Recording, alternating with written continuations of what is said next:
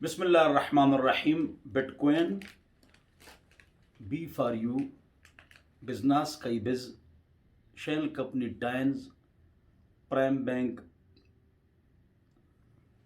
یہ جو بیوعات ہیں جدید،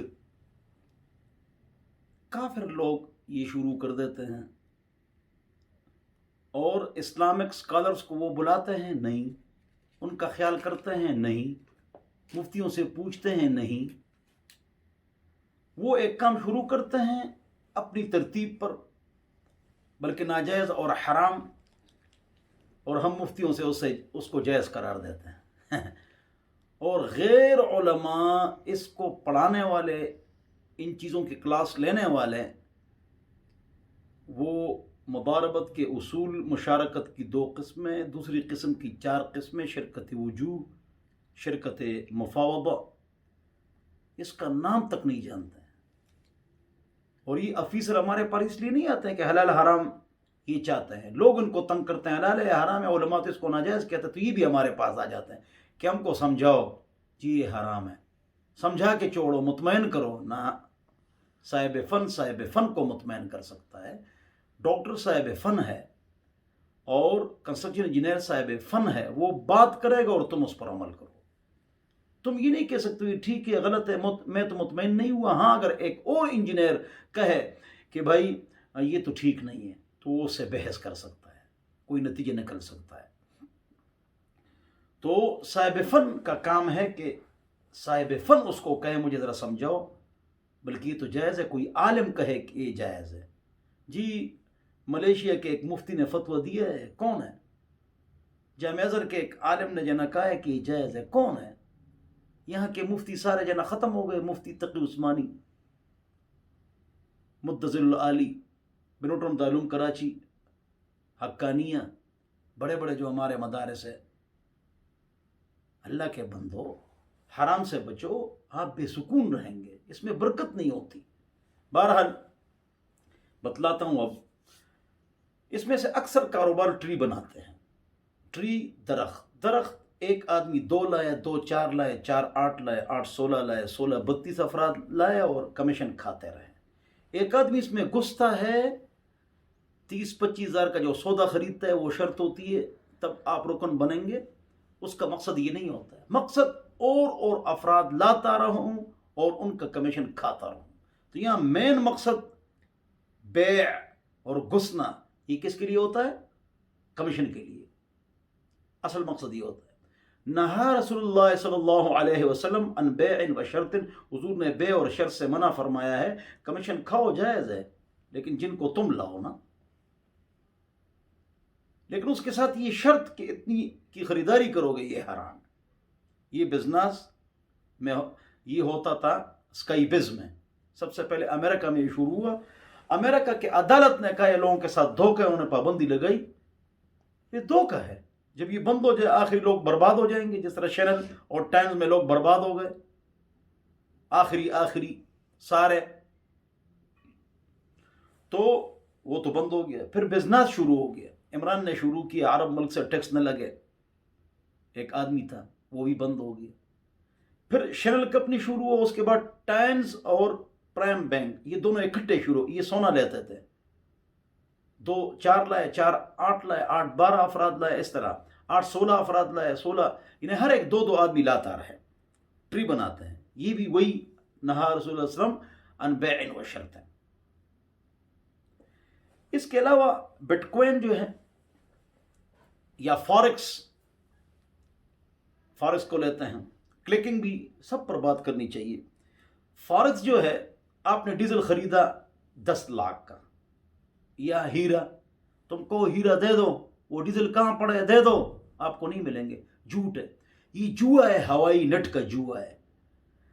ڈیزل آج کتنے کا ہے؟ 10 لاکھ کا مثلا 10 بیرل ہے، مثال ہے. اور کل ڈیزل سستا ہو گیا تو یہ خود بخود آپ کو نقصان میں ڈالتے ہیں. وہ مہنگا ہوا، خود بخود یہ آپ کو پیسہ دیتے ہیں. یہ جوا ہے. حقیقت میں وہ چیز نہیں ہوتی. یہ فارکس کی بات ہو گئی. بٹ کوین جو ہے نا، بٹ کوین، یہ کوین 1000 سے زیادہ شروع ہو چکے ہیں. کرنسی آ چکی ہے ڈیجیٹل. بٹ बिट ये उसमें से एक है। झूठ है, फ्रॉड है, हवाई जुआ है, नाजायज है, झूठ तस्वीरें हैं उसकी, झूठ। अल्लाह से डरो। क्लिकिंग, आप वेबसाइट्स खोलेंगे, उसमें कारोबार की तशहीर करेंगे, उसको क्लिक करेंगे। क्लिकिंग का कारोबार पहले लड़कों को बैठाते थे, वो क्लिक करते, अब सॉफ्टवेयर निकल आए, उसके जरिए से क्लिकिंग करते हैं। हलाल हराम बस उनको क्लिक करते जाओ, हर एक में डालते जाओ, ये हराम है। मसलन आपको किसी ने कोई कारोबार दिया और आप लोगों को भेज रहे हैं, जायज़ जायज़ कारोबार को जायज़ जायज़ वेबसाइट्स में आप भेज रहे हैं तो ये जायज़ है, लेकिन ऐसा नहीं होता।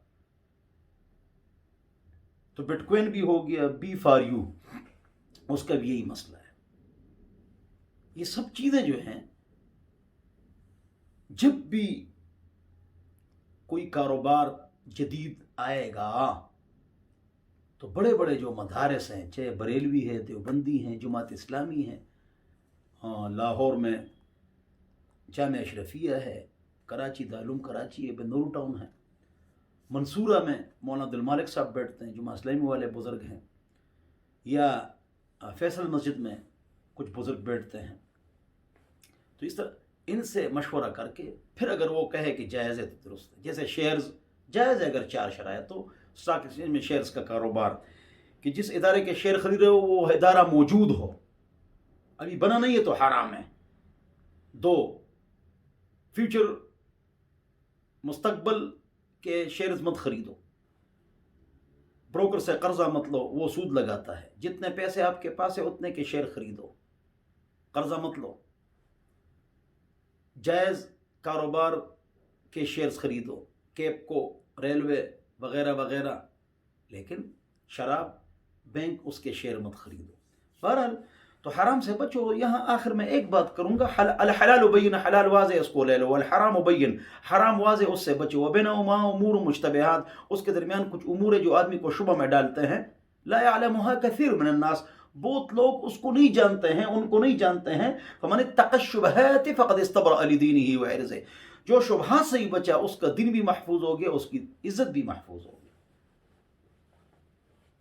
तो मौलवी ने मुजारबत शुरू किया, बार बार मैंने मना किया, उन सबको जमा किया था।